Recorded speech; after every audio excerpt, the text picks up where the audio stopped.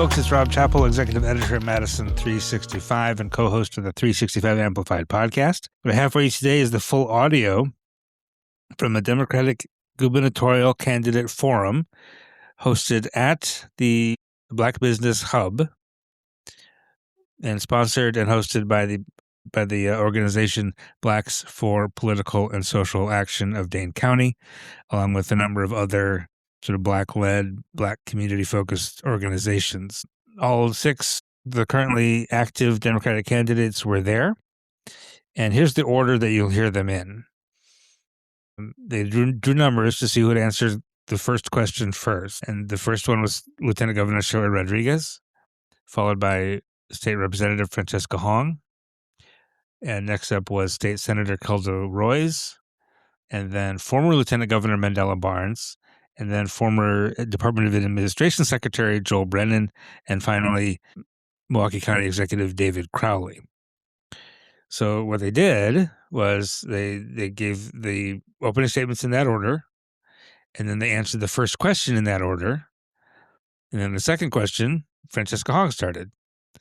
Answered first, and then it came back around, and Sarah Rodriguez went last.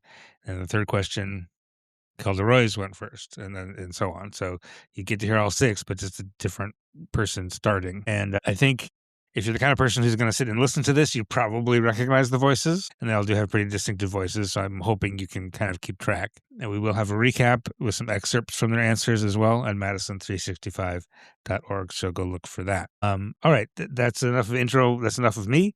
So here we're gonna jump right in, and we'll pick up right with the beginning of Lieutenant Governor Sheila Rodriguez and her opening statement.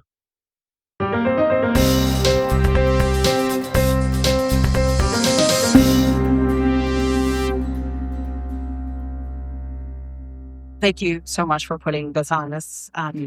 So many people are here today, so thank you for doing this. I really do appreciate this opportunity.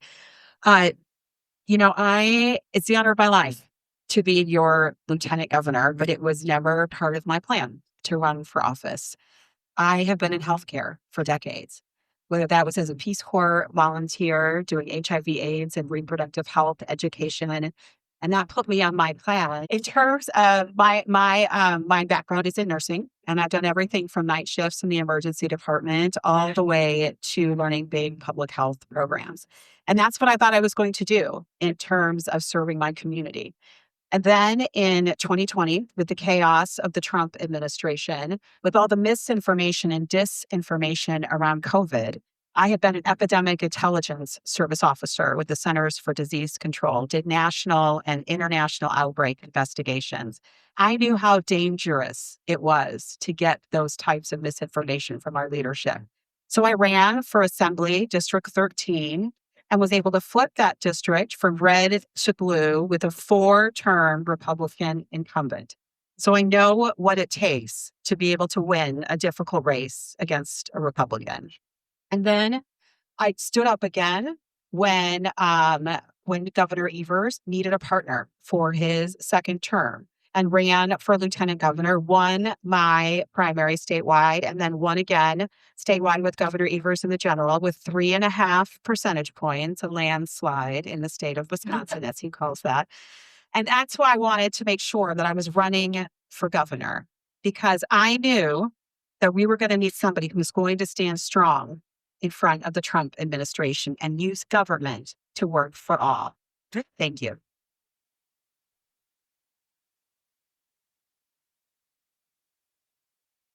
Good evening, everyone. Thank you so much for being here. I'm State Representative Francesca Hong, proud daughter of Korean immigrants, born and raised right here in Wisconsin.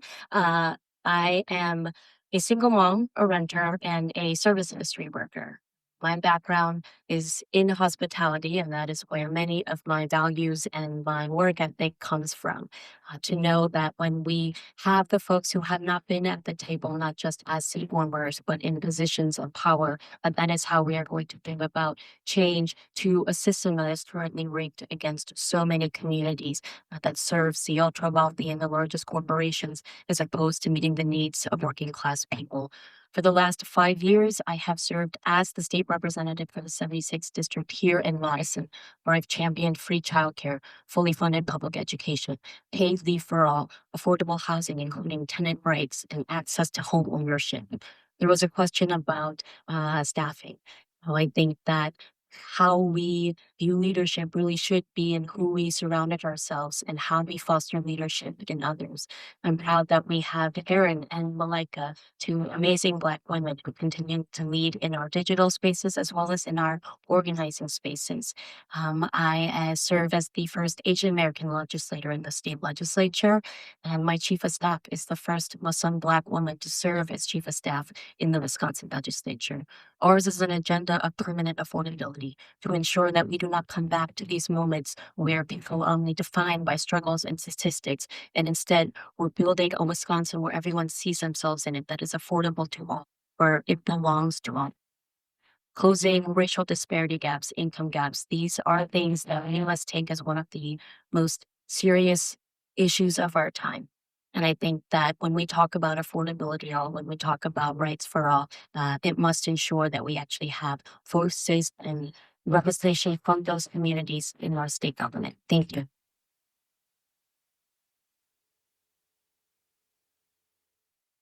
Good evening. Thank you so much for being here. I'm State Senator Kelda, and I'm running for governor to raise wages, lower costs, fully fund our public schools, and to protect our freedoms from this dangerous authoritarian regime.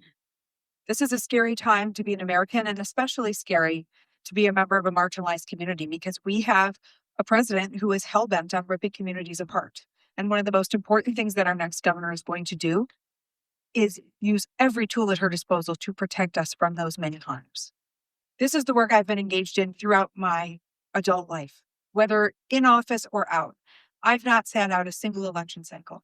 I have worked to pass progressive policies and turn good ideas into law, and to elect Democrats in every corner of the state. And I'm really proud of that work. I'm the person standing before you who can say that for over 2 decades, I've actually been able to accomplish the kind of transformative change that we need in this state. I'm a lawyer. I'm a small business owner. I'm an experienced legislative leader who served in both the Senate and the Assembly. I'm also the former executive director of NARAL Pro-Choice Wisconsin, and I'm a mom and a stepmom of Black. In my administration,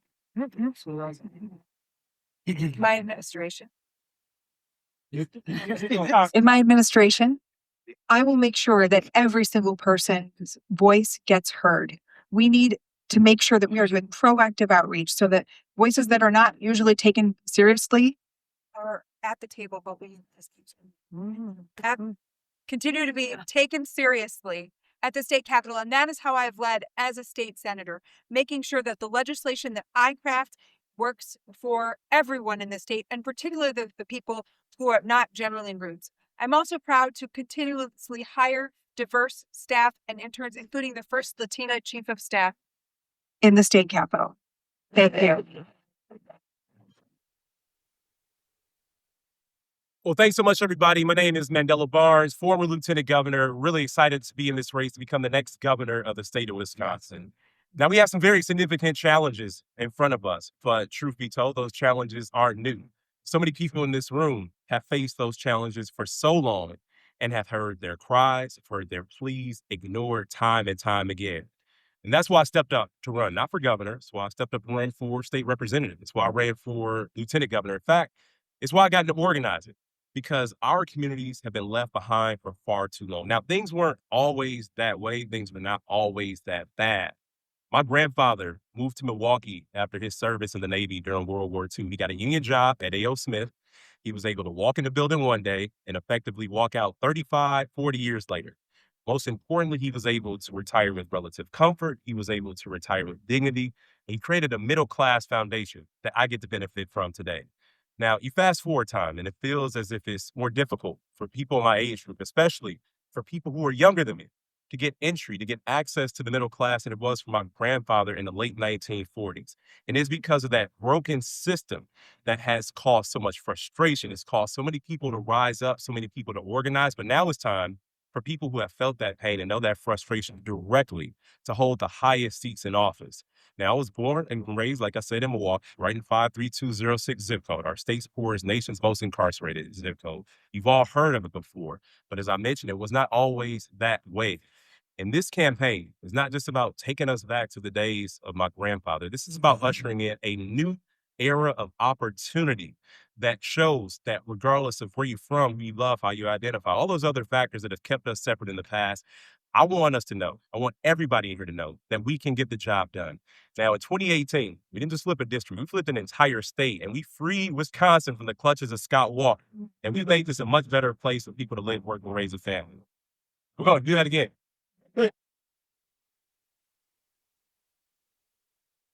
Good evening, everybody. Joel Brennan. I'm a fifth generation Wisconsinite, grew up the 10th of 11 children. My parents taught us some fairly basic lessons. I grew up, work hard, play fair. When you see injustice in the world, do something about it. If you can be a problem solver, you do that. And those are the lessons my wife, Audra, and I have tried to teach our kids. And for 25 years, I have been somebody who has solved problems in government, in the nonprofit sector, and in business. The longest stint I had was more than a decade running the largest science museum in the state of Wisconsin called Discovery World. In 2018, after 8 years of Scott Walker, Tony Evers asked me to leave that job and come be the Secretary of Administration, which is the top appointed job in his cabinet. And we got to work undoing some of that harm that Scott Walker had done from 2010 to 2018. We invested in broadband and infrastructure. We fixed some damn roads. Remember that?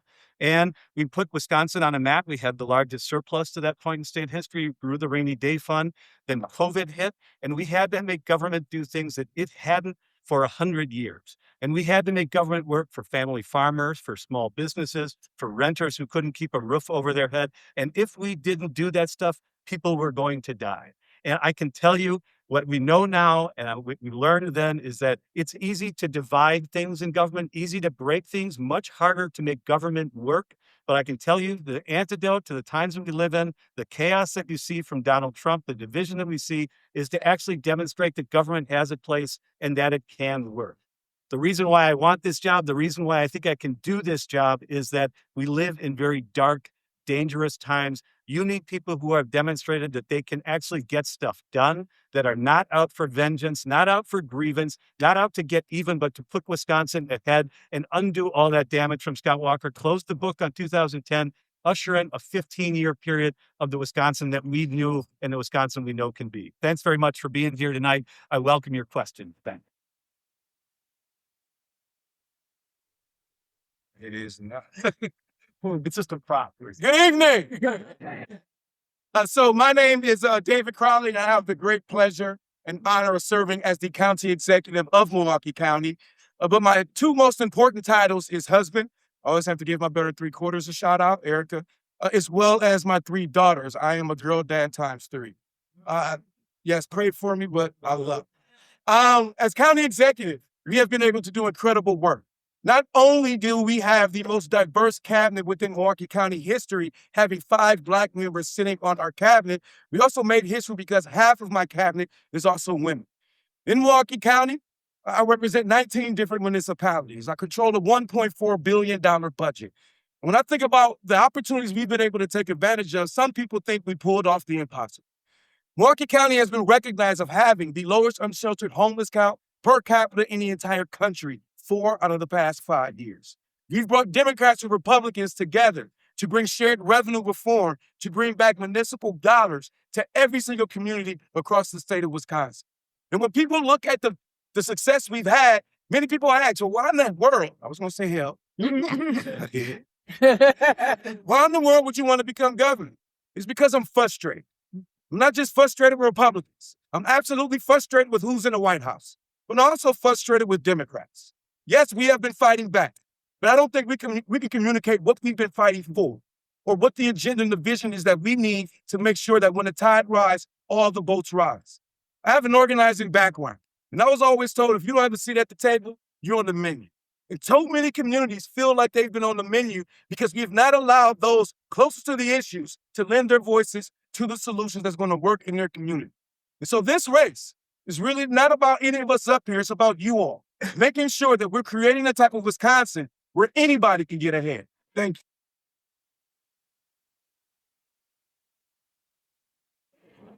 All right, let's give all of the candidates a hard round of applause. So the part that I got excited about before, I'll just take this mic so I'm not screaming too much. But the part that I got excited about before are the questions. And so now I get to come over to our sponsors that are serving to ask questions. And I will start with Charlene Smith. And just so that you all know, we'll just go down the row to the rest of the candidates. So with the first question, we will go to you, Mrs. Smith. Thank you, Angela. So it works. So I have the first questions, might be fitting because I work for a utility. So, how you protect neighborhoods from disproportionate industrial pollution and severe climate weather impacts? Thank you very much for the question to talk about how we make sure that climate change isn't absolutely disparate in communities. So one of the things that I wanted to talk about, because this is a question that we get in almost every forum, is data centers. And that is one of the areas we want to make sure that we have legislation at the floor for data centers at the state. And I've been really clear on what that looks like. We have to make sure that if anybody has a data center coming into their community, regardless of whether it's urban, suburban, rural, that there's community input into that process. Many times across the state, what I've been hearing is that they don't know that a data center is coming into the community until the ink is already dry on the contract. That's unacceptable. They have to pay enhanced energy rates to make sure that they're paying not only for the energy that they use, but the transmission lines that come to them, as well as any maintenance on the grid. Plus, they need to invest in renewables. This is how we get to carbon neutral by 2050 in the state of Wisconsin. And then water usage, if they're taking it out of the system and putting it back in, it has to be at the same temperature and quality as they took it out. That's the floor. And if communities want to have stricter regulations, they can have it. Or if they want to say, not in my backyard, that is also something we need to do. But if we're also talking about communities that have borne the brunt of some of these energy issues that we've had in the state, we have to make sure that we are also putting resources into communities to make sure that they can be energy efficient, that they are able to stay in their own homes, and make sure that we can upgrade those homes so that they can reduce their costs of energy across the state. And we know there's a lot of work to do in Wisconsin to do that. Thank you. So whether it is highway expansion or the placement of data center moratoriums, or where we are seeing areas with more concrete as opposed to trees, this is environmental racism. And as we see rising costs correlate with rising temperatures as well, it's imperative that we do everything at the state to lower utility costs while taking on industrial polluters. I think that we've introduced, the 2% rate cap bill that I introduced this past session would ensure that energy burdened families would be paying no more than 2% of their annual income divided by 12 monthly on utility costs. That the Public Service Commission would be required to create grants to ensure that those who are energy burdened are able to get the state funding that they need. When it comes to data centers, I'm the only candidate that supports a moratorium on the construction of new hyperscale AI data centers. Everything from tree equity to ensuring that we are not expanding into neighborhoods that have been historically underserved by forcing them to bear the brunt of the environmental harms. I think that has to be a priority when it comes to our current our climate justice action in their committees. We can provide and fund more surveys, but I think what's most important is to ensure that the programs who are in local government specifically working to ensure that we are protecting our climate and protecting our communities, that through increased shared revenue, making sure that counties like Dane County, Milwaukee County, folks across our state are getting their fair share to be able to fund public health. Because we know that the climate crisis is directly connected as a public health issue as well. And it's these public health departments that need their fair share of revenue from the state, to provide the services and tailor to the individualized programs that are working in their communities. The very communities that have borne the brunt of environmental injustice and the downsides of how we produce our energy and how we have a modern manufacturing economy are also the communities that have uh, experienced the highest cost per household. So they pay a disproportionate share of their income, and they're also experiencing negative health impacts. And we can see this in terms of asthma rates for children. And that's why one of my top goals in terms of energy is to bring coal-fired power plants off of line as soon as possible. We can have cleaner air and cheaper energy if we move towards renewables. My plan for data centers has strong state regulations, but will also require an upfront payment on the order of hundreds of millions of dollars for every single data center. And we will use that money to capitalize a public clean energy infrastructure bank so that every school, every public building can be heated and cooled by geothermal systems that are clean and powered by solar panels on the roof. This is part of my broader plan for environmental justice and lowering costs and bringing us to 100% clean and renewable energy by 2050. This is work I've been engaged in for many, many years. In the state assembly, I authored legislation to go up against the big chemical companies and ban BPA in children's baby products and sippy cups. I have taken on big polluters, PFAS, lead contaminants. Every community in the state should have clean water when you open up a tap, but that's not the case right now. We need to finally bring back science to the DNR.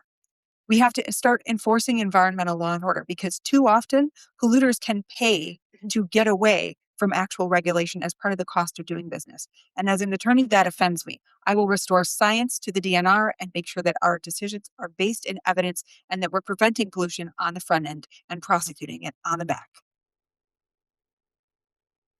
Well, thank you so much. When we talk about communities that have been disproportionately impacted, I know all too well because that's exactly where I come from. Now, before I ever thought about running for political office, I got involved in the issue of environmental justice as an organizer it was the Cleaner Valley Coalition at the moment. Long story short, is a group of community groups, environmental groups that banded together to hold the utility companies accountable for the impact of coal burning power plants on low income and Black and brown communities. It was a fight that people didn't think was possible for, just modestly funded community groups versus well-funded utilities. And guess what? We won because communities stuck together and saw it through. And that's what sparked environmentalism in me as a person who grew up with respiratory illness. I was right in the zone of where that coal burning power plant was. And to that point, I am so proud to have led this state's efforts when it comes to addressing climate change. Very first words when I took the stage when we won in 2018, I said, we're bringing science back. It was a promise that I wanted to fulfill.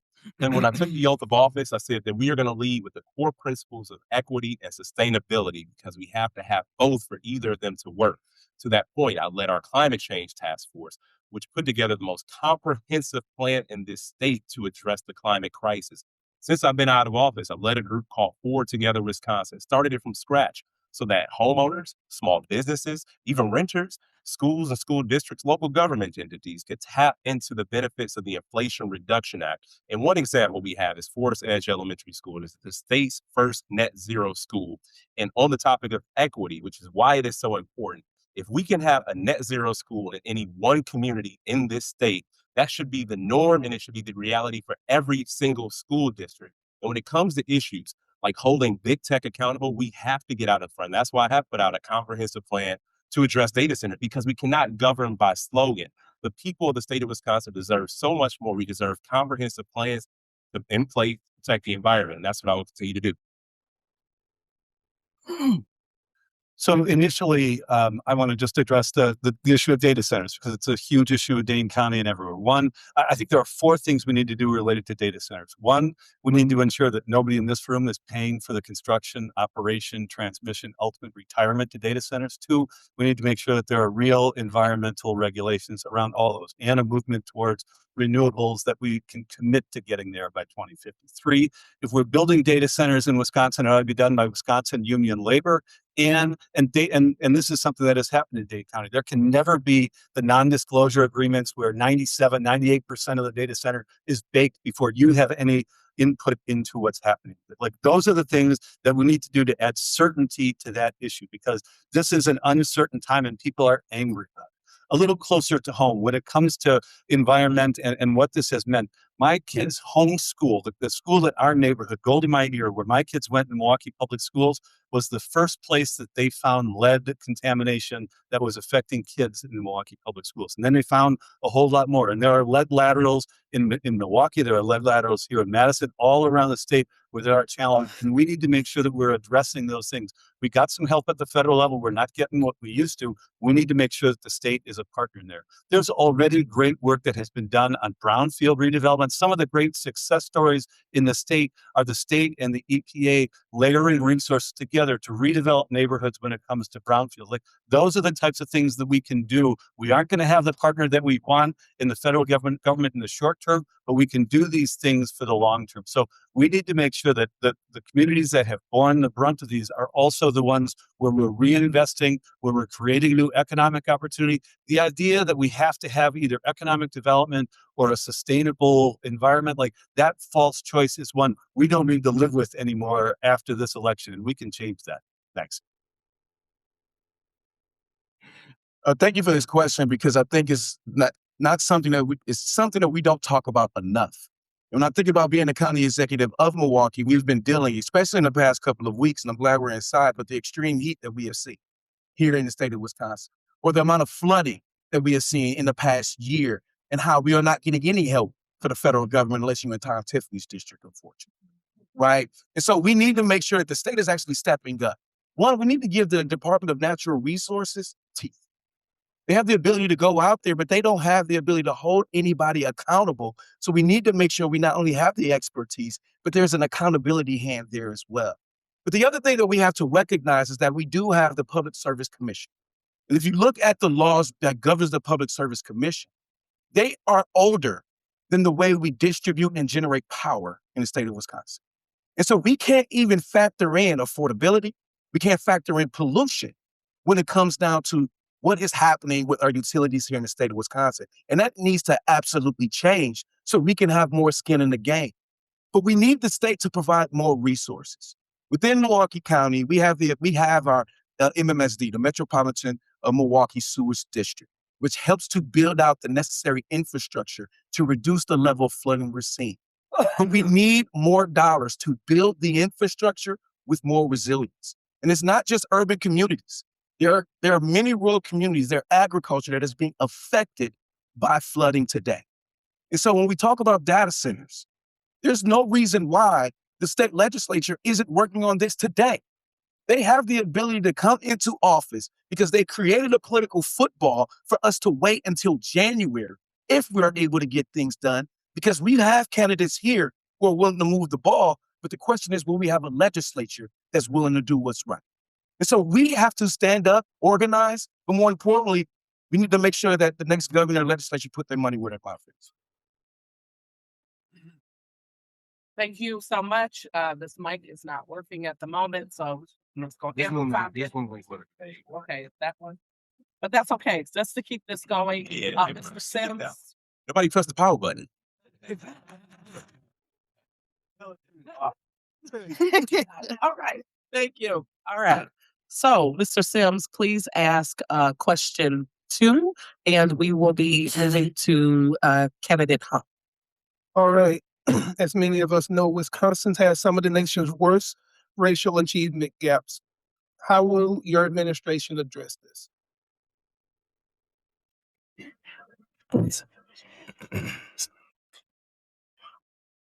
So, public education is fundamental to democracy. We have seen the right and the opposition continually attack public education as a way to undermine democracy.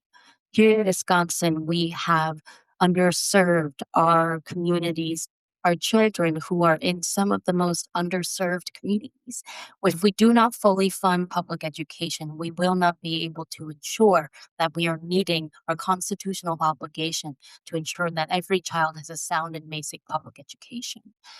But it is not just going to take this financial support that is going to be able to help our students be their best selves, to be able to find opportunities for our reading rates to go up, because so much of what is happening right now in our public schools is educators who are burned out, our referendums that are pitting communities against one another. it's imperative that we increase our special education reimbursement rates, that we ensure that our educators are getting paid. But looking at ways to invest specifically in closing those racial disparity gaps, I think we have to look at how represented communities are representative of their public schools. And I think that investment in out of school programs and ensuring that we have cultural relevancy when it comes to not just curriculum, but making sure that our educators are reflecting the lived experiences of our black and brown students. So much of this is not only dependent on the state school funding, but I believe that there needs to be investment from the community into their public schools so that we can ensure that all of our kids have an opportunity to be their best selves. I am very cognizant of the fact that I am raising my white children in the state where it is the worst state to be a Black child. That is unacceptable to me. And I would ask you, don't take me at my word. Don't listen to the promises that we make. Look at what I have done and look at how I have led throughout my career. In law school, I found out that Wisconsin had the worst criminal justice racial disparities. I convened a panel of national experts to talk about it. I founded an ACLU chapter. As the executive director of NARAL Pro-Choice Wisconsin, not only did I pass the first pro-choice law in 30 years, I also wrote a Healthy Mothers, Healthy Babies plan to address the shameful racial disparities in infant and maternal mortality rates. Throughout my time as a legislator and as a small business owner, I have worked to make sure that people of color have more opportunities. We don't have an achievement gap. We have an opportunity gap in the state. One of the most important things that we can do is pass universal paid family leave. So every new family gets time to bond with that baby. And universal early childhood education so that every kid gets the same great start and we're preventing those opportunity gaps before they form. I'm also proud to be the public education candidate in this race, endorsed by WEOC, our state teachers union, because they trust me, not just to fully fund our public education system, but to equitably fund it. We have to fix the funding formula and we need more money in public schools. But we also need to bring the private voucher scheme to a responsible end. That is starving money from our public schools, and we cannot afford to do that. Finally, we have to make higher education equitably available to people regardless of wealth. And that's why I support free two-year college at all of our technical schools and expanding Bucky's tuition promise so that any young person in the state who wants to, who earns less than the median income, can go for free to any of our UW campuses. That's how you create an equitable society. Thank you so much. And really appreciate you bringing up the issue of an opportunity gap. I've been talking about it for a long time. And I just want to take a moment to break down what that actually means, because it's so easy to look at studies. It's so easy to look at reports. It's so easy to look at facts and figures. But unfortunately, not enough of our elected officials, not enough decision makers have been able to spend real time in the communities that have been hit the hardest. As a proud product of Milwaukee Public Schools, this is my experience firsthand. As a proud product of the city of Milwaukee, this is my experience firsthand. There is no way that we can have an unrealistic expectation on so many of our students when we have chronic issues like abject poverty. Our students are living very difficult lives. So many of our students' experiences are more difficult, more challenging than adults. When I was in the state legislature, at one point at least, and it could still be the fact, 1 out of 19 Milwaukee public schools was homeless. And if we don't address those facts, if we don't make sure that every child has food on the table, if we don't make sure that every child knows where they're going to sleep the next night, then we are totally doing the conversation of education a disservice. As an adult, if I haven't eaten, I'm a little angry and I don't process information the same. And when our children who have developing minds have already been set back and continue to deal with these challenges, it makes their educational journey that much more difficult.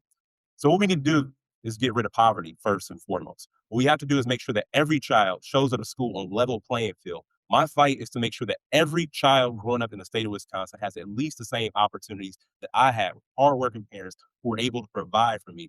We didn't have a whole lot. We weren't rich by any means.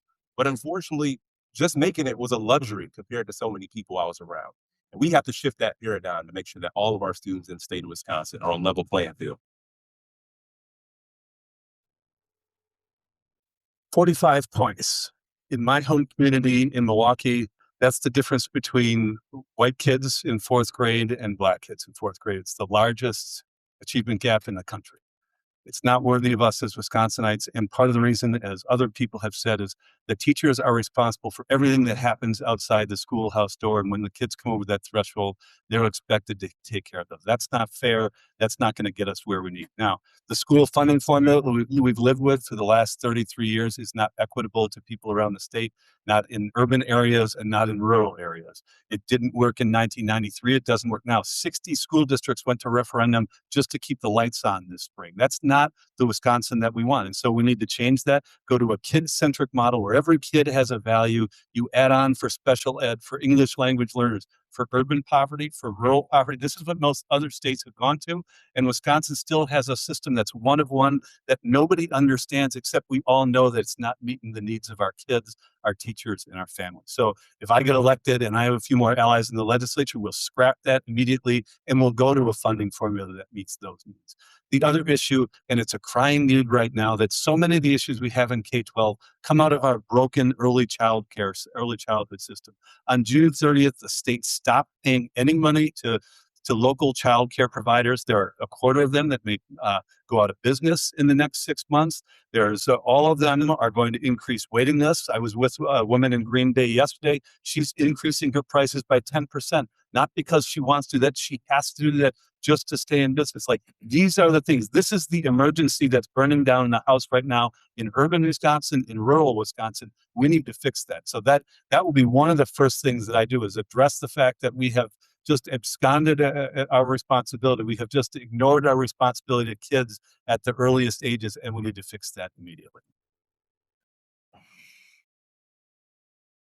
You know, Wisconsin doesn't just lead in disparities with the achievement gap. We lead in almost every single disparity in the entire country. Whether we're talking housing, income, home ownership, you name it, we're leading. Now, in 2019, prior to me becoming county executive, my predecessor declared racism as a public health crisis.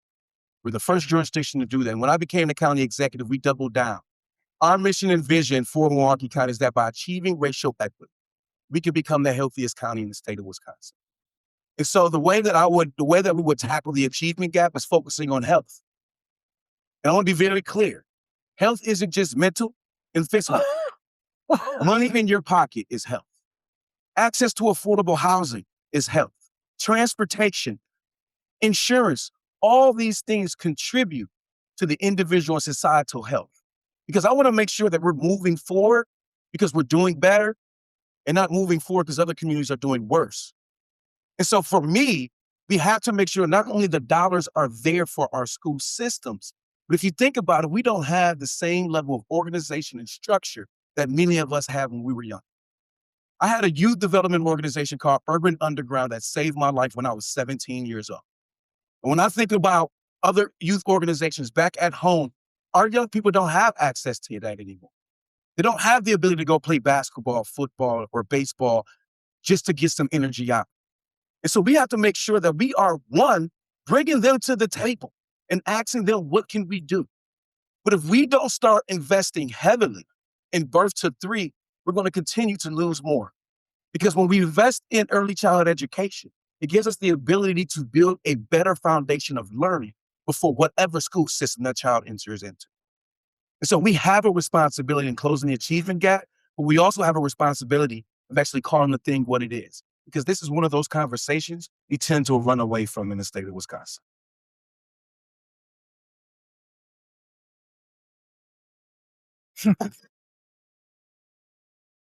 Took a long time to get that microphone down. I've gone to all 72 counties every year. I've been lieutenant governor, and people are telling me the same thing, that they're doing everything right, but they're still feeling squeezed. And so when we talk about what people need to make sure that they have a good education, I'm a nurse by background.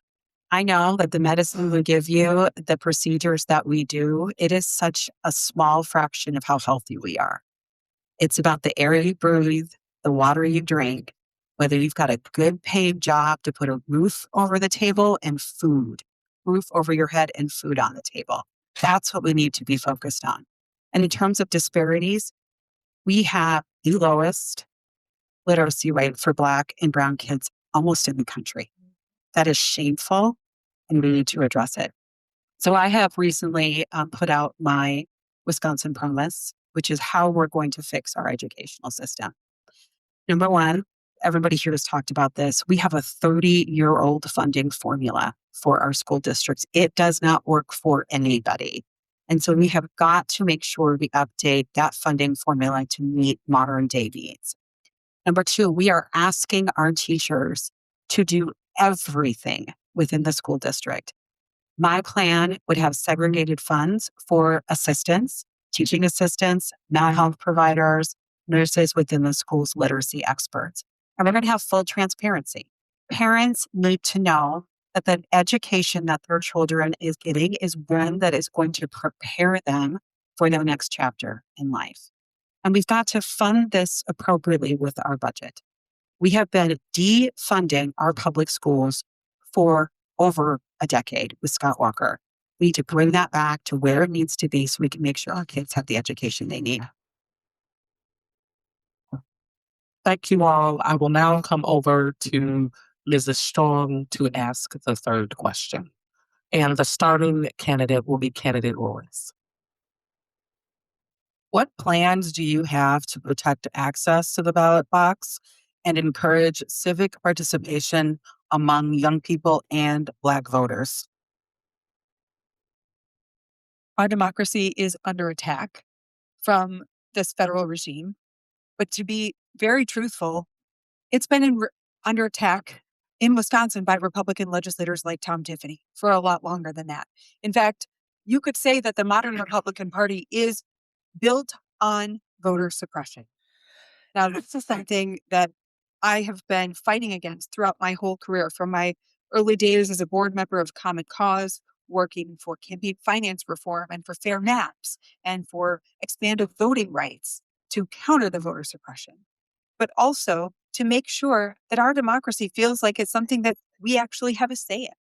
Right now, we've got a quasi-democracy. We've got the best democracy money can buy, and that's actually not that great of a democracy. Not only do we need to make sure that the rules of the game are fair so that people can show up and have short lines or no lines at the polling place, expanded access to early voting like we do here in Madison at the libraries, and the option to vote by mail, maybe as a default. But we also have to make sure that people feel like it matters whether they show up or not. And that is a problem that transcends the rules of the game. And I think ballot access initiatives like ranked choice voting or instant runoff voting or fusion voting can help with that. I think having public financing for campaigns so you don't have to worry if your candidate voted in a certain way so that they could get corporate PAC money is just as important. And that's why I am proud to have been one of the first candidates in the country back in 2011 to say, I'm not going to fund my campaigns with corporate PAC money. We need to have trust in our electoral system and in our elected leaders. And that's a two-way street. But we can make a huge difference by passing laws that will protect not just our right to vote, but our right to fully participate and have active, responsive, transparent, and accountable government, which we haven't had in 15 years. We all know how sacred the right to vote is. We all know how important the right to vote is. And that's why every step of the way, we see progressive Republicans and state legislative bodies across the state, or excuse me, across the country, and members of Congress try to attack and take away the right to vote just because they don't get the election result that they want. So I spent my time as an organizer fighting to protect voting rights. When voter ID was implemented in Wisconsin, we sought to make sure that every single person could have what they need to get a valid photo identification so that they can show up and participate. Because when bad policy happens, unfortunately, we can't just reverse it. But we can make sure that our communities are prepared and are ready to be able to work within the confines of the law. Now, during my time out of office, I've been a part of a bipartisan group called the Democracy Defense Project. It was it's an organization across the country, but specifically here, Republicans and Democrats, like former elected officials, who band together and who work to implement sound policy that is going to protect the right to vote and also encourage voter participation. On top of that, I led a group called Power to the Polls that was focused on civic engagement, a year-round operation. It was the largest independent voter mobilization effort ever in this state. It was a $10 million program. I raised the money so that we could not just talk to voters 30 to 60 days before an election, because we all know how that feels when campaigns show up right before an election. We employed a year-round program to ensure that people didn't just get the right information to vote, but also knew what their power was after the ballots were cast. In every election that I've ever run in, we've employed a ground game that made sure that people who've been disaffected, people who felt like voting wasn't for them, was something that they were excited to do. In 2022, we had the highest youth voter turnout in the entire country. And it's because we led with our values and vision. And it's also because we let people know what was on the other side of that vote. And that's the most important thing. This is a week and a time we talk a lot about patriotism. And, I'm not going to ask for a show of hands, but I'm going to guess, and I know that there are people here who work at the polls, who register people to vote, who are election observers. You are patriots. Like, that's what democracy is like. And you're the ones who are protecting it. And it is absolutely at risk right now. I don't believe a hell of a lot that Donald Trump says. There, I said hell. I don't believe a lot of what he says, but when he says he's going to nationalize elections in states like Wisconsin, when Steve Bannon says we're going to surround polling places with ICE, that's a statement that should make all of us stand up and act. And when that happened, I laid out some points that we should do. Make sure we're protecting the opportunity to vote early, to vote by mail, make sure we're protecting those people who work at the polling places. And if necessary, we should, like we did in 2020, activate the National Guard, not with their rifles and bayonets and in uniform, but in their civilian outfits, to work alongside all of you who work at the polls to ensure that there is order in the way that we run elections fairly and freely in Wisconsin, as the way we have always done it. And that is absolutely at risk. So those are the types of things that we should be able to do immediately. Now, there are other things that we can do in the state of Connecticut. I don't like the fact that they had to do this, but they passed a law that said if you're a uniformed federal officer, you can't get within 250 feet of a polling place on election day or a place where they're counting ballots without a warrant, without a judicial warrant. If we need to do that in Wisconsin, we pass that. We make sure that when everybody signs up and when they get their driver's license, they're automatically registered to vote. Make sure that we are taking polling places and making them accessible in every part of the community, in every central city, making sure that there are opportunities for people to vote in those places. That's how you stand up and protect democracy. But we should all know that this year in particular, we all say that democracy is on the ballot every fall. It is absolutely at risk. It is absolutely something that you're going to need all of us and every one of us to stand up for now and moving forward. Yes, I can. What plans do you have to protect access to the ballot box and encourage civic participation among people and Black voters? I'm going to start with the latter. And a quote kind of comes to mind. It's one of my favorite quotes by Teddy Roosevelt. No one cares what you know until they know how much you care. And when you think about our young people, and especially the Black community, folks don't show up until it's time to vote. And when we show up, we're just asking them to do something for us, right? The last thing that any of us need to be doing is walking to somebody else's house and rearranging their furniture and painting the wall, right? We're telling them what makeover they need versus actually building relationship. We have not been building relationship in the Black community and with young people when it comes down to politics. I know that I have. That's one of the reasons why I won my reelection with 85% of the vote. You have to build the relationships, but more importantly, you have to allow them to be able to sit at the table and come up with the solutions. That's how you keep people engaged. And you can't just engage them during a campaign to win office. You got to engage them for the campaign to actually get policies through. Because when people understand the process, the ownership, the level of involvement changes dramatically. People want to be involved. And we absolutely have to protect what we have here in the state of Wisconsin and across this country, because our sacred right to vote is under attack. And I'm dealing with this as county executive because Kash Patel sent his FBI agents to Milwaukee County, our election commission's director, to our private home. So we have already brought in lawyers to make sure that we're not only protecting our poll workers, but we're also fighting back against what he is trying to do. Because at the end of the day, he's trying to not just sow chaos, he wants to intimidate poll workers. He wants to intimidate voters, that we don't show up, that we just don't believe in this system.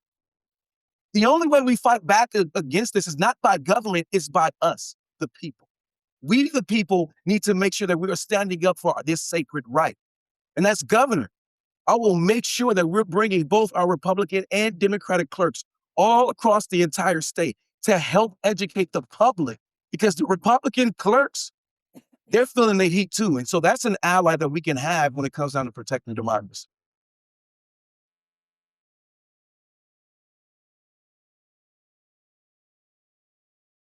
So I was in a graduation for an apprentice class, and I was talking to folks that were there young. This was a young man who I was speaking to, and we were talking about the election. We were talking about what his plans were, and his plan was not to vote. So I talked to him about that, and I asked him why. He goes, because it doesn't matter who I vote for, Democratic, Republican candidates, my life does not demonstrably change. It does not change who I vote for. So when we talk about engaging civically, we have to make sure that we show them what it looks like when Democrats govern. That there is an actual difference in people's lives when we have the majorities in the Assembly and the Senate. That we take that power and we use it to actually improve people's lives across the state so they can see what it looks like when they engage. So some of the things that I've done across my career, I've authored ranked choice voting. I have authored automatic voter registration. I think those are important tools that we have in our toolbox. But I also live in Waukesha County.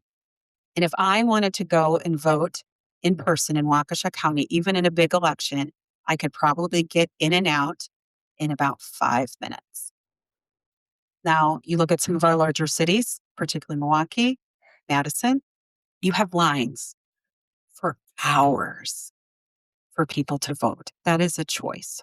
So as governor, making sure that I provide the resources for municipalities to have enough poll workers, to have enough polling places so that they can get in and out in a reasonable amount of time is going to be a priority for me. Thank you.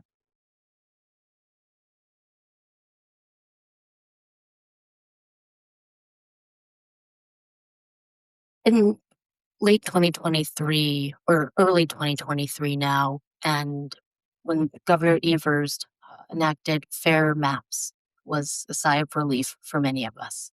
However, it's imperative that we pass and enact permanent fair maps with an independent redistricting commission to ensure that we actually have representation where voters are not, where politicians are choosing their voters, but voters are actually choosing their politicians. That's legislation that's ready to go.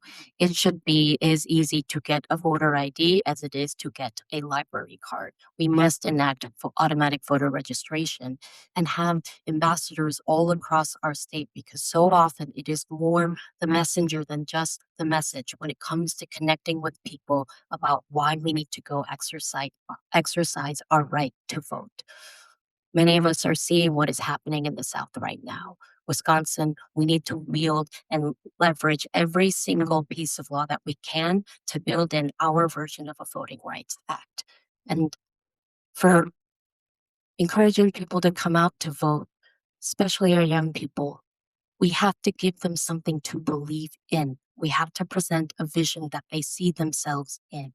I think so much around the transformative change and how we enact it is about ensuring that people feel like the opportunity for change and for control is actually in their hands. And I think that requires boldness, courage, and an ability to go up and tell a young person, a lot of adults have fucked things up for you, and I am so sorry, and you deserve better. And how we are going to make better possible is so dependent on making sure that we deliver change and we show up with receipts the next time. We've got 2 years to do that with the Democratic trifecta, and we need to go beyond incrementalism and make sure that we're pushing for the boldest transformative policies possible.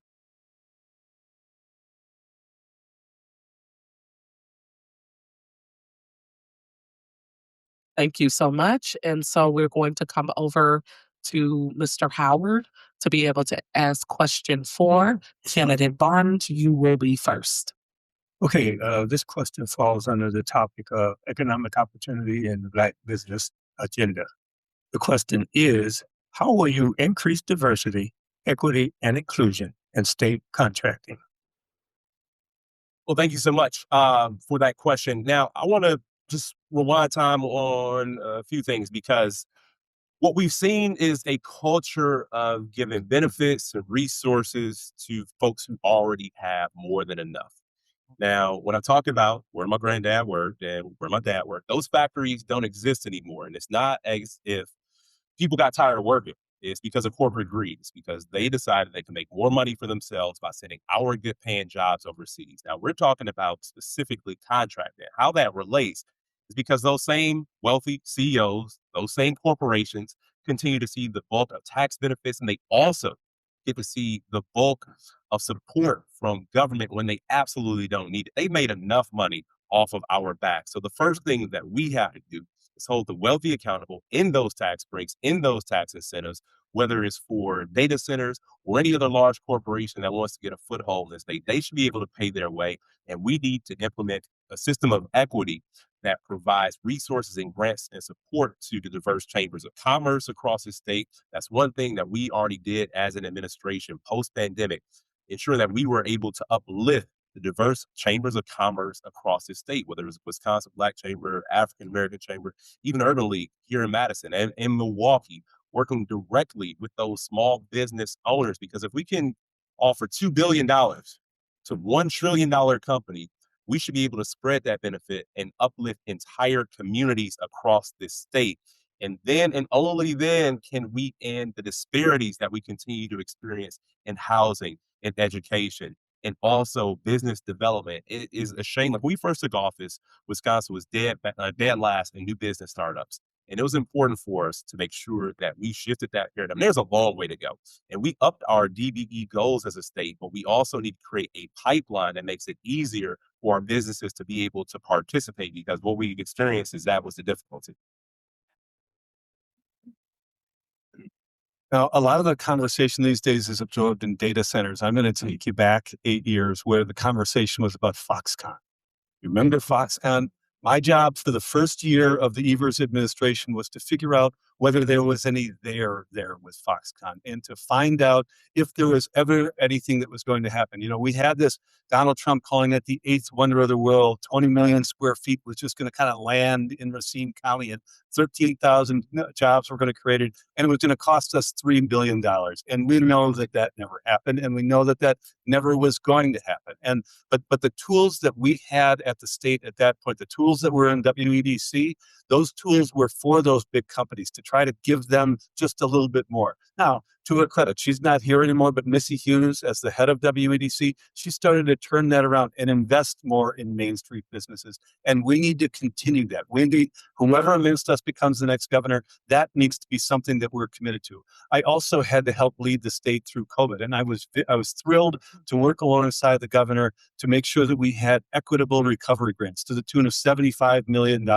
Unfortunately, those grants run out at the end of 2026. We also invested in CDFIs and in chambers. We did those who are closest to the people on the streets and in the communities, and who will do some of the lending that banks won't. Like, those are the tools that we have, and we were able to use some of those federal dollars to do that. But we have a responsibility to do more of that and to carry that on.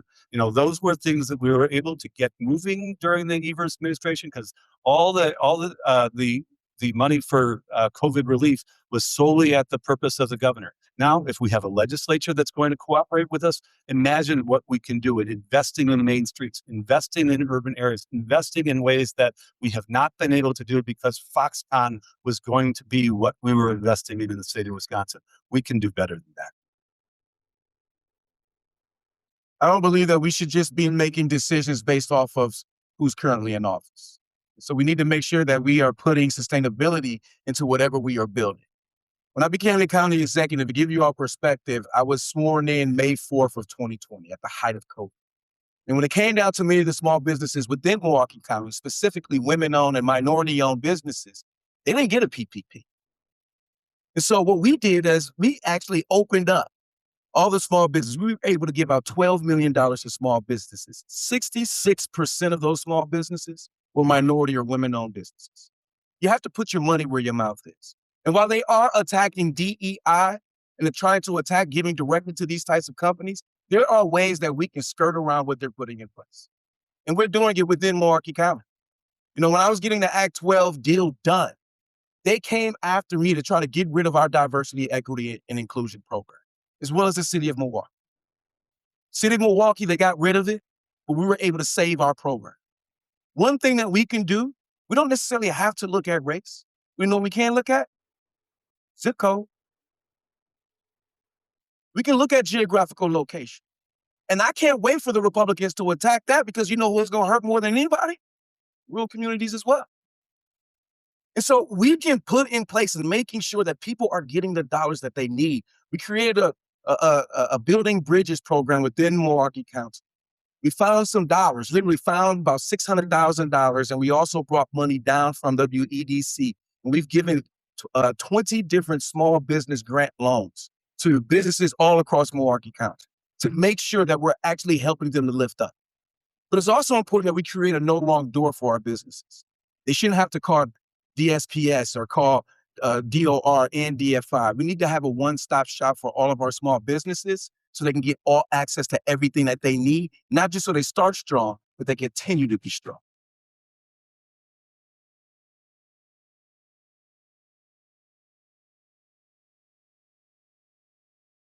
So I have visited over 300 small businesses in my 3.5 years that I've been lieutenant governor.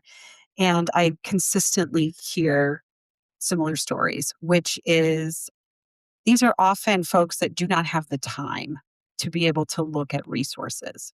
They do not have the time to be able to look at grants that are available for small businesses. And so when County Executive Crowley talks about one-stop shopping, that's what we need to do. When I opened up my own small business, it took me quite a while to be able to figure out what I needed to do to make sure my business made that the legal requirements. It shouldn't be that difficult to be able to open up a small business in the state of Wisconsin. We should make that streamlined. We know that 99% of businesses in the state are small businesses. And so 30% of people in the state work for small businesses. So let's make it easier for them to open up. Let's make it easier for them to have capital. And we know that that is also not equitably distributed across all small businesses. Black and brown businesses do not get access to capital as other businesses do. So making sure that we specifically address that. We also, in terms of contracting within the state of Wisconsin, we often have these big contracts. And that means the big gorillas are the ones who are going to be awarded those contracts. There is no reason why we cannot split up those contracts into smaller pieces so that smaller businesses could be able to compete for them. And if we're looking at how we cater within the state of Wisconsin, we can make sure we are looking at some of these small restaurants, these small businesses, so that we are using those types of resources to make sure that we're using our tax dollars to go into the small businesses across the state.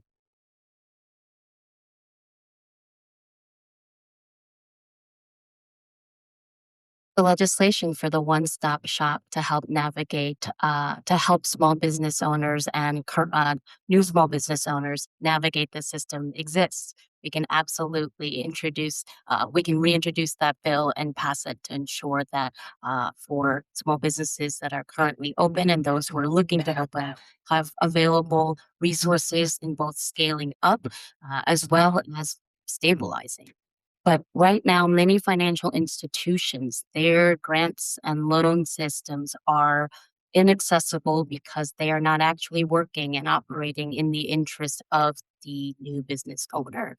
This is why we've proposed a public bank to move from having the WBDC, was the Wisconsin Economic Development Corporation, from a pseudo-governmental agency into actually opening a public bank where there would be consistent and reliable financing with low interest loans that go specifically to historically underserved Black and brown businesses. This also allows folks to be able to purchase buildings that they would have their business in. I had a restaurant for 7 years and we did as best as we could, but with the rents rising in downtown Madison, it just became untenable for us to make sure that we were paying fair wages, offering everything without raising prices on our customers. With the opportunity for folks to be able to access those low interest loans to both scale and to be able to sustain. And when it comes to contracting, absolutely breaking those up, but looking at the metrics that we're using to offer contracts. So often I think it's harder to actually have the qualitative data weighted as well as the quantitative data. And having navigators and folks who are working within the system not only help support those who are looking for these contracts and small business opportunities, let them know what's available, but also how to use those resources. This question is personal to me because for the last 13 years, I've had the agony and the ecstasy of being able to be a small business owner, an entrepreneur myself.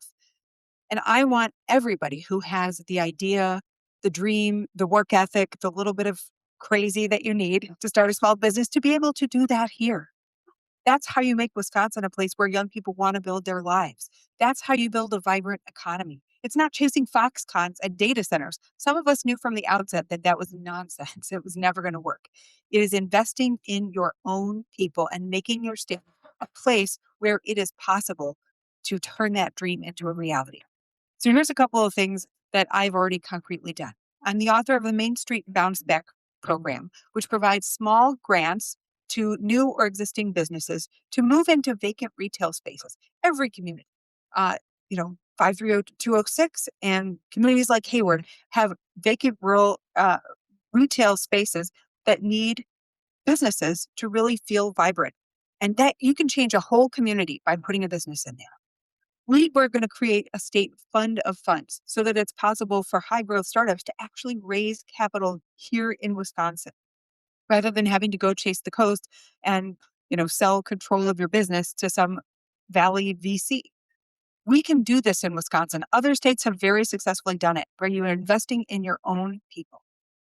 But at the end of the day, one of the biggest barriers for people starting their own business or leaving a job is health insurance. We have to decouple healthcare from your employment. And it's crazy, frankly, that we ration it that way. We spend more and we get less than any other country. My plan will let anybody buy into the state health insurance plan, the very same coverage that I get as a legislator. So you can have stably priced, nonprofit, affordable healthcare no matter what job you do. And that will make it possible for more entrepreneurs to become small business owners.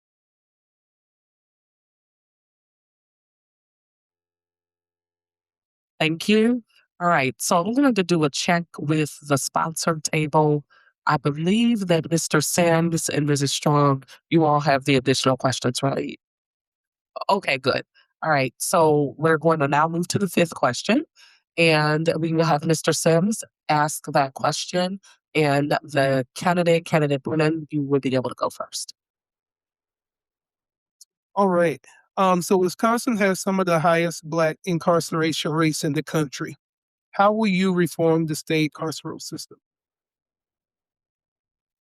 Thank you for that question. There are certain things that you do during the campaign that will always stand out. I got to have dinner a couple of months ago with a group of people who are working on reinvigorating and rethinking the justice system. Almost all of them were convicted felons, and they were people who were still on extended supervision. And I found out what was going on in other states. In Wisconsin, extended supervision is much longer here than it is in states like Illinois or Michigan. If you go back for a crimeless revocation, you have a bad sample, you don't pass a drug test, you go back to the beginning of being on paper. Like, those are things that we can do immediately in the state of Wisconsin. Think of this.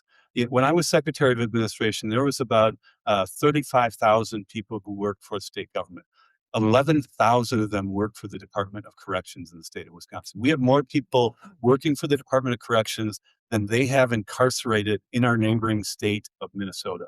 Same size state, same crime rate, same general issues all around, but we have 3 times as many people incarcerated as they do in Minnesota. They spend $100 less per capita than we do on their criminal justice system. Imagine what we could do with $600 million additionally in the state of Wisconsin, how we could invest in early childhood, how we could invest in public education, the things that we do at the front end that now we're having to pay for at the back end. Now, we need to make sure that we have diversion programs, that we have reentry, all of those things. But the best way that we can deal with incarceration is to not make that turnstile run quite so quickly at the front end. And so if we can make sure that we're investing in things, investing in early childhood, investing in public education, making sure that there's economic opportunity for people, that is the best way for us to ensure that fewer people are incarcerated in the state of Wisconsin and we do better as an economy.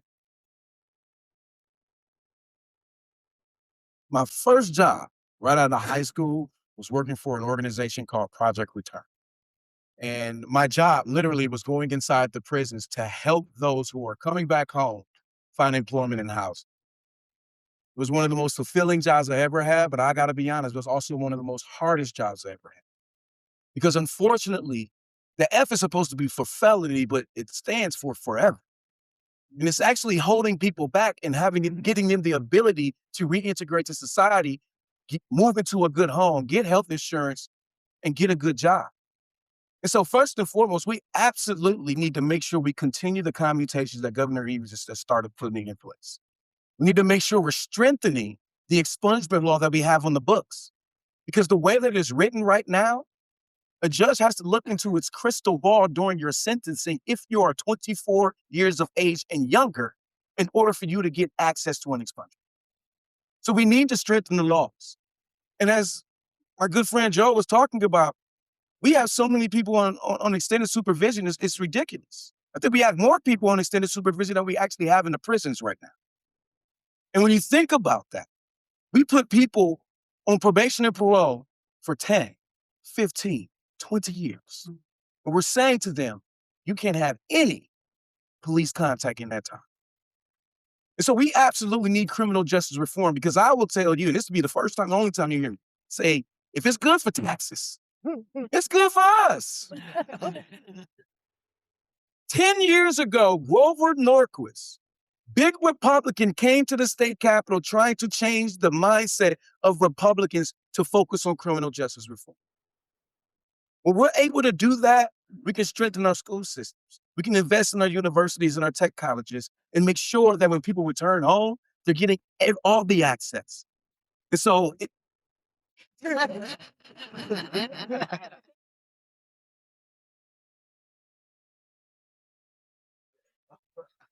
So I was at a forum with individuals who were formerly incarcerated, and one story stayed with me that I want to share with you. It was a gentleman who was on supervision, and he lived in Waukesha, which is where I live, but he was going to school at the University of Milwaukee, taking classes. And he was in a night class, and there was an accident on the freeway. And by the time he got home, he was past his curfew. That is the type of violation that puts you right back. So when we're talking about non-criminal violations, this man was bettering himself for school. Does that make any sense for the state of Wisconsin to now go ahead and put this man, into incarcerated status? So those are the kind of things that we need to look at. We mentioned the state of Minnesota. We do not have to reinvent the wheel. They have been able to reduce their prison population without sacrificing public safety. We can have equity and public safety at the same time. And I do want to talk about expungement as well, because I've been a big supporter of legalizing and regulating marijuana in the state of Wisconsin. Governor Pritzker thanks me every time he sees me for how many of you give him your tax dollars for the state of Illinois. But here's what we have. We have people who are incarcerated today that would not be incarcerated if we legalized and regulated marijuana. And so we should be expunging anything that is legal today that would not have get them incarcerated right now. So these are the very simple things that we could do.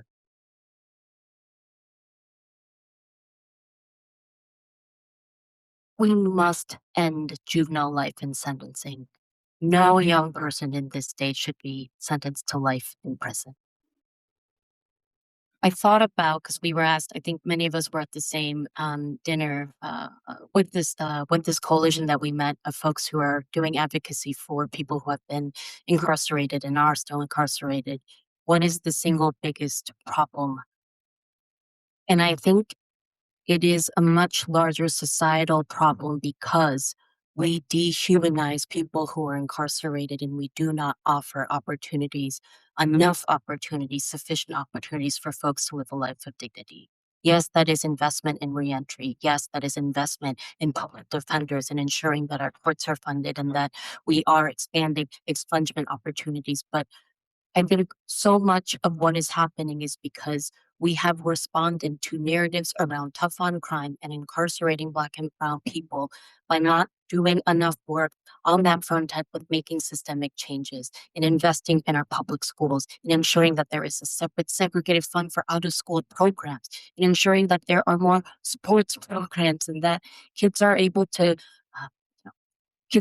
go and be themselves so that they are not risking going into a life where they may not be able to ever choose what their life looks like again.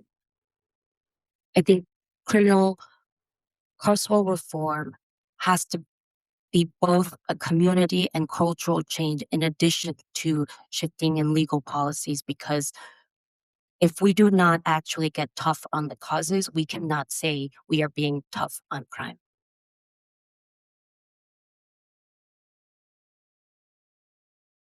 Don't take my word for it, but look at what I've done. As a law student, I worked with some of the most conservative legislators in the state as a member of the Wisconsin Innocence Project to help pass criminal justice reforms to prevent wrongful conviction.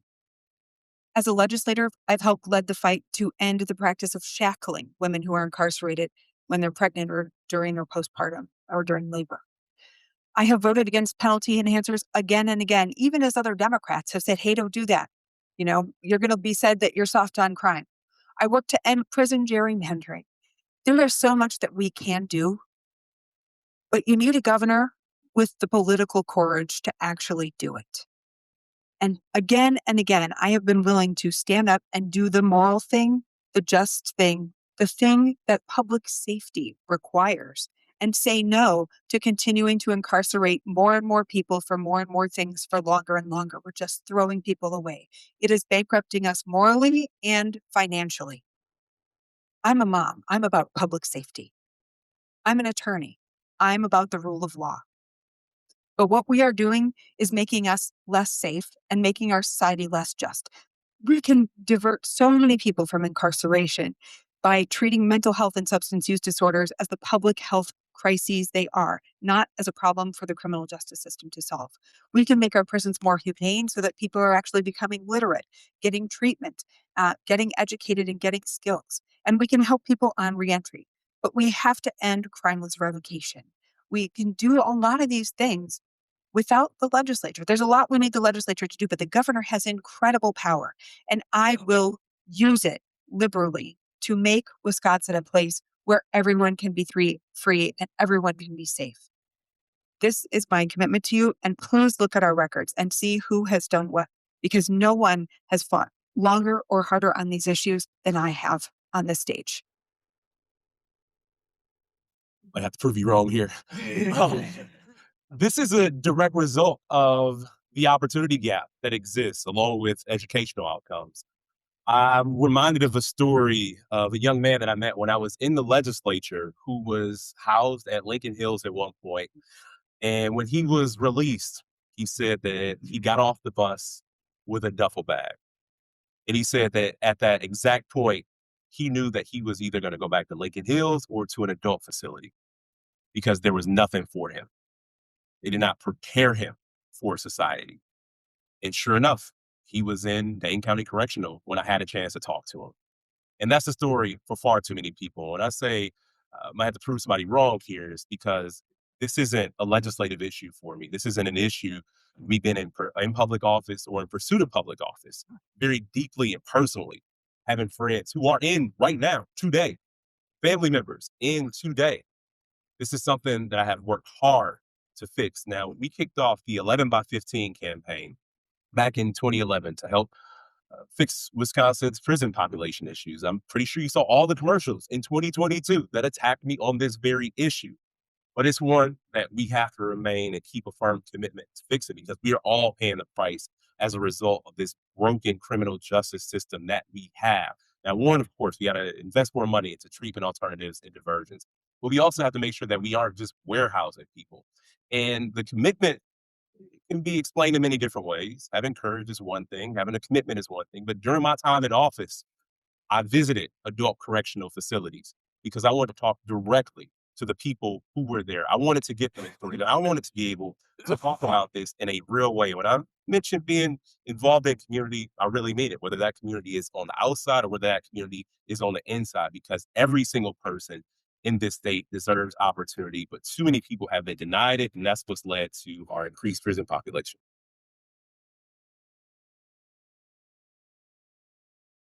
Thank you all. We're now going to come to our sixth question that Mrs. Strong, I believe, has.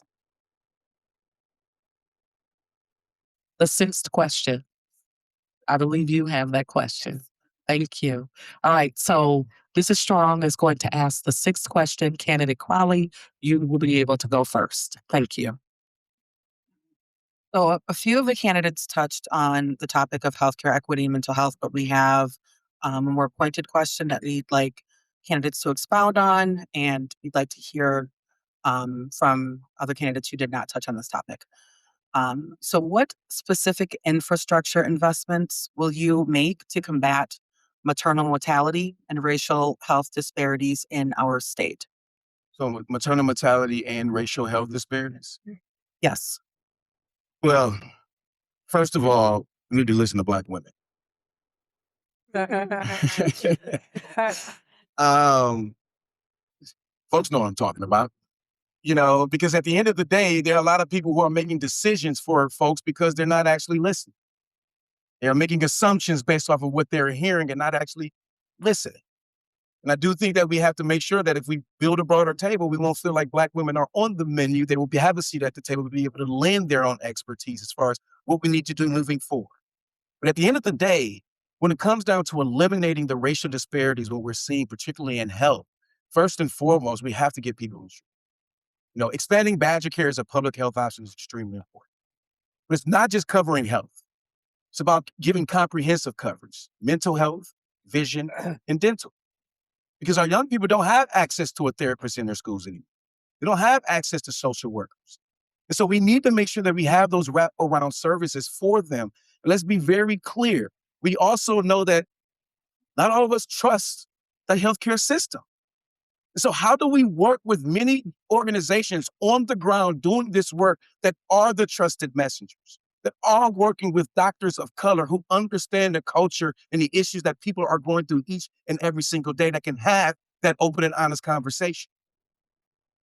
I mean, it's quite simple. It's really about listening, but also making sure that we're putting money towards the system itself. Because what also ends up happening when you think about some of these care coordinating agencies, for example, the right people aren't getting the right amount of dollars. The big organizations, they're able to gobble up as much money as possible in these resources. When you think about these smaller organizations that have been in the community and of the community, they're not getting access to it at all.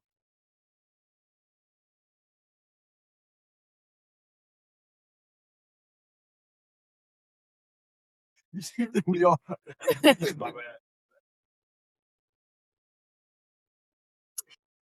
So I've worked in healthcare for almost 3 decades, so I've seen this firsthand. And I want to tell a story because we have one of the biggest disparities in maternal and infant mortality for Black women and Black infants in the country. And it crosses all socioeconomic classes.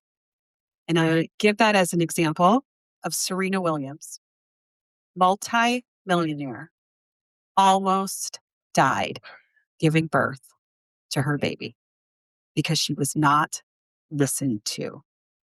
And it's not just about disparities in outcomes. It's about disparities in treatment. We know that if Black or brown people come to the emergency department, and I was an ER nurse, you were less likely to get pain control. We know that Black and Brown people are less likely to be referred to additional cancer treatment, going into trials within the cancer treatment. We know that this happens. There's differences in outcomes and differences in treatment. And I know as a public health nurse that we can train and train and train and train every nurse, every doctor that's out there on these disparities. But the number one intervention we can do is to make sure that people who serve the population, the nurses and the doctors, look like the people who they serve. That is the number one intervention. So I'm really proud that the Evers Rodriguez administration launched one of the first nurse apprenticeship models within the country. So most nurses, they look a lot like me. They're female and they're white. But this nurse apprenticeship model takes our certified nursing assistants, which are much more diverse, pays them full-time wages, full-time benefits, and they become an associate degree nurse in 4 years with no debt. And so we can continue to expand upon these types of programs.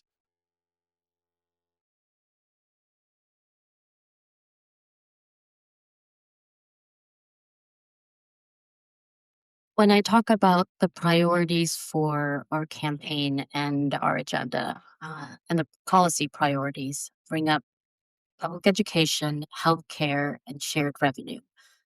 The reason why shared revenue is so critical here and has very much a deep connection to how we can ensure that there is community health continuing to be invested in is that when we fund our counties and our local governments adequately, we are able to ensure that the programs that are driven by community, for folks who may not always have the packaging, if you will, of being able to access some of the larger grants, but their local communities know how important they are. It's imperative that they have access to those state funds. When it comes to closing racial disparities in health, I think a lot of this is, I keep thinking about smaller programs with doula services, with men who are talking about doula services and providing parenting classes. I think when it comes to healthcare costs, those healthcare costs are high because healthcare prices are high. We absolutely have to expand Medicaid and Badger Care and invest heavily in a public option to ensure that we are expanding and having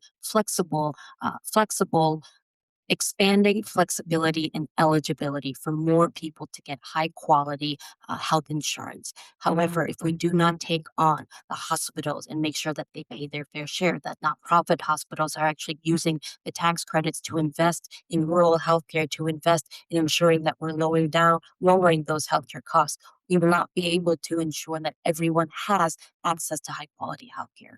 So tackling those healthcare prices to bring down healthcare costs, investing in local community health services like doula services, and making sure that we're closing these racial disparities by investing in a workforce to ensure that our nurses, our doctors, our CNAs, our caregivers are paid equitably and actually reflect the communities that they are serving. For over 20 years, reproductive justice has been one of the central focuses of my work and my advocacy. We know actually how to reduce infant mortality and maternal mortality. We just haven't bothered to care to put the policies in place and invest the resources. It is about access to healthcare. It's about having high quality health insurance and access to providers in your community who take you seriously and will listen to you.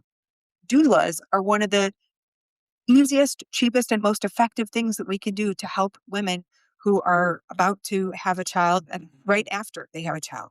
Paid family leave.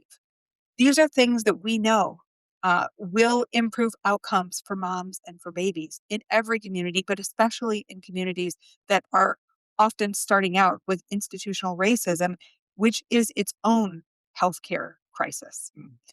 We also know that visiting nurse services can help all families thrive. And we have to invest money in these programs and put policy measures in place so that every single mom, every single baby gets a great start in life. This is absolutely doable, but we've got to decouple health insurance from work. We have to make sure that your ability to get great health care and see a doctor or an advanced practice nurse midwife and a doula does not depend on where you live or what you look like, but that it is guaranteed to every single person who wants to have a baby here in our state. I will also say we have to protect abortion rights in this state because there is no reproductive justice. There is no health care for people if women are criminalized for pregnancy. And I am proud to have authored the first in the nation bill to stop the criminalization of pregnancy outcomes. This is very important, especially for Black and brown women who are much more likely to be targeted by police. So follow up on County Executive Crowley's point, my godmother, who ironically enough is an OB who delivered me, I remember she brought this conversation to me about like infant mortality. She talked about the startling statistics, the statistics that rival developing nations across this country. And she talked about the issue of trust because she had an eye issue. She went to the eye doctor, and they said that what she knew she was feeling was not real. She's a doctor. She obviously went somewhere else.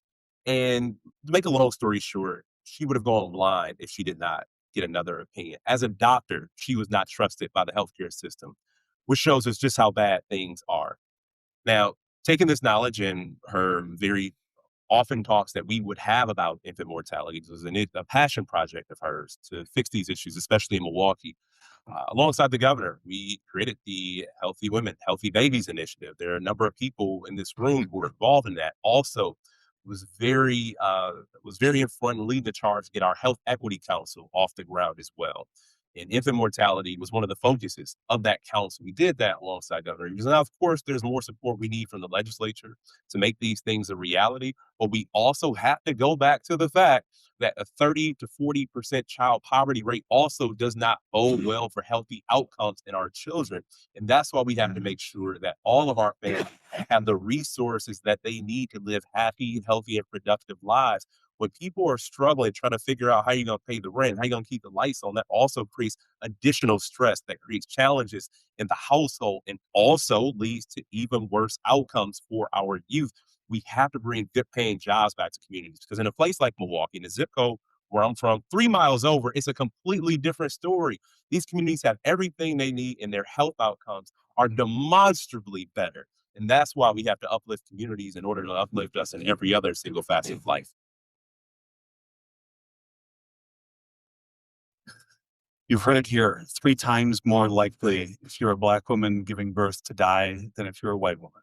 That's not acceptable in Wisconsin. It's not acceptable for any of us, and we need to do things about it. Recently, I had the chance to walk in a parade, and directly in front of me in the parade were 2 sisters who are doulas in the city of Milwaukee. And the parade was a little slow moving off. And so I got the chance to talk to them about their real lived experience, the fact that they feel like they're out there on their own without state support. And so there are absolutely ways in which we need to be investing in this, and we need to make sure that we're doing. At the macro level, Wisconsin should have expanded Badger Care a dozen years ago when Scott Walker had the opportunity to do it. If he had, we'd have $2.5 billion to deal with all kinds of affordability challenges, but most immediately around the challenges we have with affordability and the access to healthcare. We need to make sure that there's a public option available to people and we cover more people. We need to make sure, and I have proposed that at least we start by covering all kids in the state of Wisconsin. There, as we're trying to make sure that everybody has adequate health coverage, there's about 7% of kids in the state of Wisconsin who have no health care. That's a Wisconsin value, I think, that all of us share, that we should be able to do that. That's something that all of us could be able to do. And, when it comes to public health, we have lessons not that old that allowed us to demonstrate and understand that the fractured public health system that we live in, that we can do a little bit better in. That was COVID. COVID outlined all kinds of problems that we had in the delivery of public health from the federal level to the state level to the local level. But by God, we got to the point where we learned some of those lessons. And after the last 6 years, I think we've forgotten most of those. And so we can go back to that time. We can go back to the way we had to operate during crisis, because the outcomes that we have for birth mothers in the state of Wisconsin and these challenges are a crisis. We should be dealing with it. That's the first time I've gotten the ballot. Yeah. Thank you. Actually, candidate Brennan, you're the lucky one for the bonus question. It's going to start with you. And there is a bonus question coming from the moderator or one of the moderators, Reverend David Hart. So we'll start with you. It's 30 seconds. Everybody will get the opportunity to answer the question. Here you go. Thank you. Thank you. I swear I didn't choose the order for this. We did ask this earlier in the forum, but we want you to affirm this evening if electability of candidates of color and Black candidates have been an issue. Can you affirm tonight that Black candidates can win a statewide election? And how will you lift in your 30 seconds? How will you lift your administration lift Black candidates up the ballot?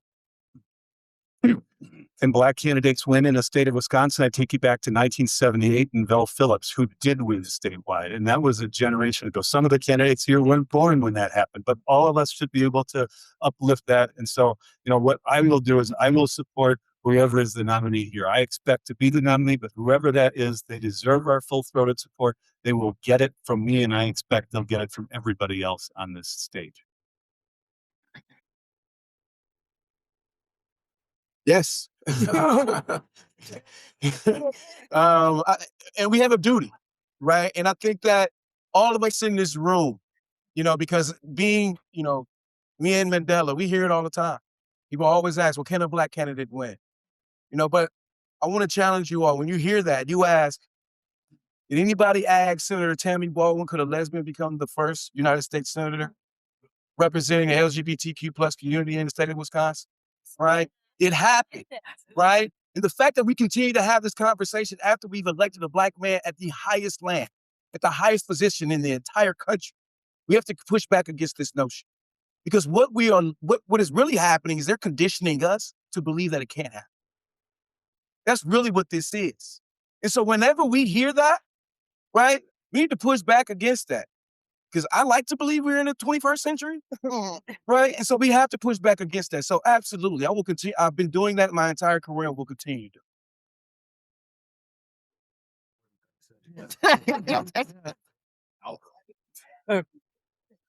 So the short answer is yes, absolutely. I hear not only, can a Black candidate win statewide, can a woman win statewide? Absolutely. We can do this in the state of Wisconsin. You have to have the right person at the top of the ticket, and we can make sure that we can lift everybody. So how would you be able to, as governor, to make sure that we are lifting Black candidates all across the state? And that is something that I am committed to as well. As lieutenant governor, anytime any candidate has asked me to show up to help with them, fundraising to help with them, knocking on doors, I have been there to make sure that they are able to be lifted up so they can get into leadership positions. And I think that's what you should expect from your governor.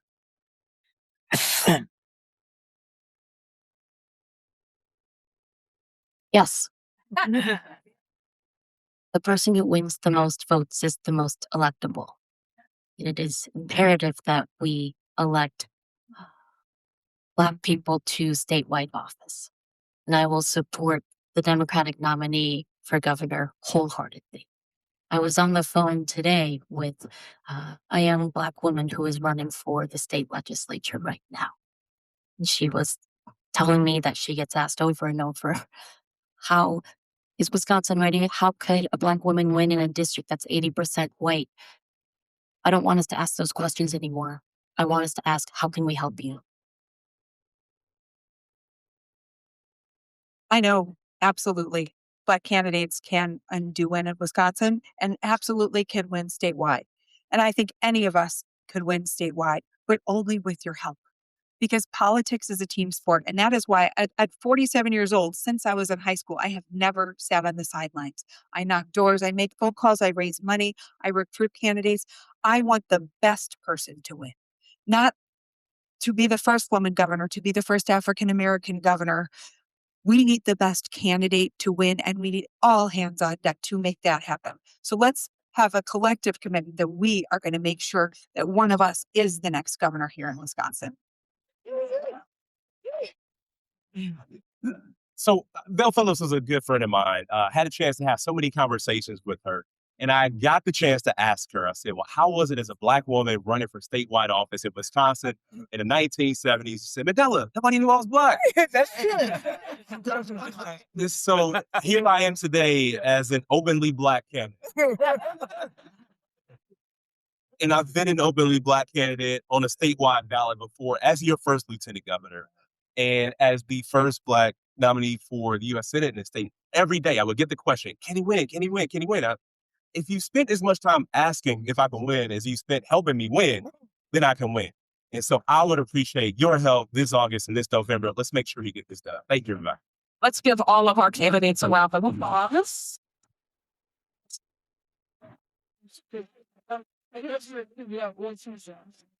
So at this time, what we're going to do is come back to candidate one here. So candidate Rodriguez, we're going to, in the interest of time, because we want to be respectful of everyone's time.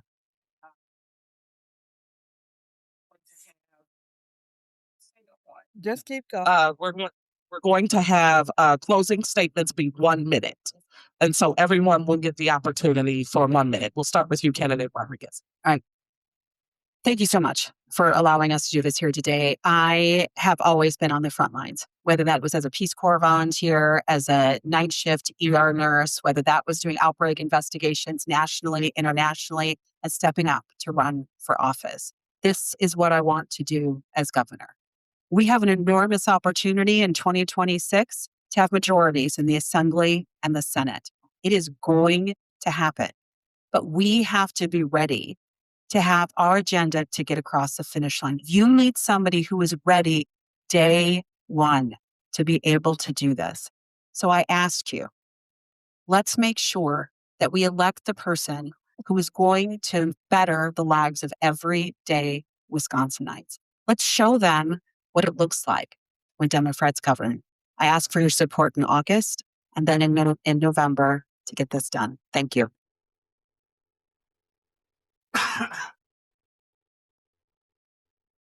We're in an extraordinary time with an opportunity to build a movement to actually win and reclaim a democracy that is multiracial, multi-ethnic, multi-geographic, to ensure that we do not come back to these moments where, in order to meet the scale and speed of the struggles of working class people when it comes to basic needs and health, education, food, and housing, when we know that everyone have these needs met and that there is permanent affordability in this state, we are building for a shared future that everyone belongs in.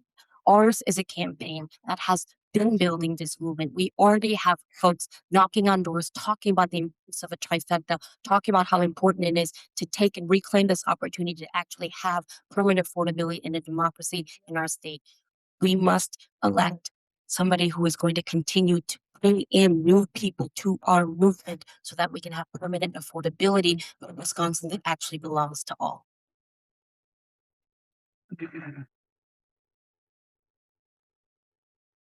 Our next governor needs moral clarity and political courage to live up to the promise of this moment. But she also needs to know how to wield political power to get things done. And that is a work that I have been engaged in throughout my career, whether it's been as an attorney or an advocate or a mom or a legislative leader. I know that transformative change is possible in Wisconsin because we have done it together again and again. I'm asking for your support and your vote on August 11th and again on November 3rd because of the Wisconsin that we can build together where we'll raise wages, where we'll lower costs, fully fund our public education system, and protect all of our rights and freedoms. This is a state where everyone can have the opportunity to thrive, no matter who you are or where you're from, but only if we build it together. Thank you so much for being here. Thank you for the wonderful conversation. I'm honored to be on this journey with you. Well, thank you all so much one more time. I've had a great opportunity to engage people in policy and politics and even in private life in this room. And as I think about this campaign, we have a unique opportunity ahead of us. And I do see myself as the candidate who is uniquely prepared to take on this challenge. Now, in 2018, we did the hard work that it took to get rid of Scott Walker. 4 years later, our race for the U.S. Senate, we came up 1 point shy, 26,000 votes that I think about every single day. But there are so many folks in this room who put in so much into that campaign to get us as close as we had gotten, despite being outspent about $50 million. I want every child, every individual in this room to know that you have a place in Wisconsin. The only way that folks know, especially those outside of this room, is when we show up and we continue to organize. Now, being born and raised in Milwaukee, I've taken my story all across the state of Wisconsin and traveled more extensively than anybody, delivering results because we have so much more in common than the things that divide us. We are so much better united than we are apart. That is the way we will win. That's the way we'll bring victory and, most importantly, bring change to the entire state of Wisconsin. Thank you all so much. For the last 20 years, I have had nothing but executive experience in the nonprofit sector, in business, in government, including the top appointed position for Governor Evers during one of the most challenging times that we have faced in the last 100 years. And I've demonstrated during that time, demonstrated during that crisis time, that we can make government work. And I will tell you, government in Wisconsin doesn't work for Black Wisconsinites. It doesn't work for Wisconsin in general. We have been stuck in neutral for way too long. The 2010 election, most consequential election of our lifetime statewide. Scott Walker won. He imposed Act 10. He divided people.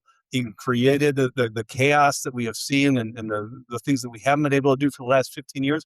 What we can do in 2026, and what I want to lead, is the next 15 years. Close the book on the Scott Walker generation and have a Wisconsin for the next 15 years that it's a progressive Wisconsin we grew up with, we know, and the one we know can be. Thanks very much for having me here tonight. I want to start by saying thank you to our moderators as well as our sponsors and all of you for joining us this evening. We've definitely had a great time. And as you can imagine, we got a good group of candidates, right? And hopefully we made it tough for you. And I say that because, for me personally, when I look at the candidates that we have up here, I've done work with them and they've all done great work. I'm the only one that not only served in the state legislature, but have actually been elected to serve in the executive world. So I'm not just coming to you with what my agenda and my vision is. I'm also coming to you with receipts. The things that we have been able to do, not just for the community I represent, but for every single community in the state of Wisconsin. We need someone who's going to build a broad enough coalition. We need to make sure that whatever we're building is sustainable for the long term. Because it's not just about making a difference in the next 2 to 4 years. It's about making the difference for the next generation of leaders who are coming behind us. Thank y'all for joining us. Please, let's clap it up for our candidates.